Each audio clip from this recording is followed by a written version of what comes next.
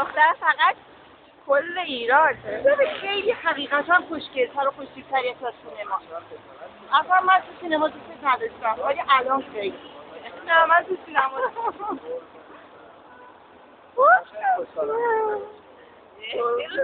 فیلم داره میگیری ندید بعدی فیلم با هم بازی کنیم حالا انشالله تعریف فردا که مسابقه داریم والیبال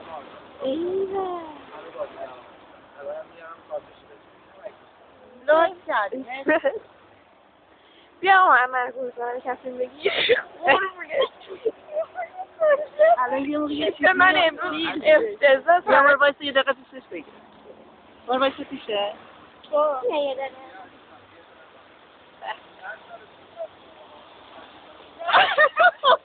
جزا اسراره برو جلو نه پس برو جلو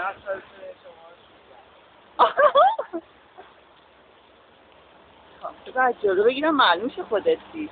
خیلی خوشحال شدم دیدم منم همینطور ممنون مرسی لطف کردی مرسی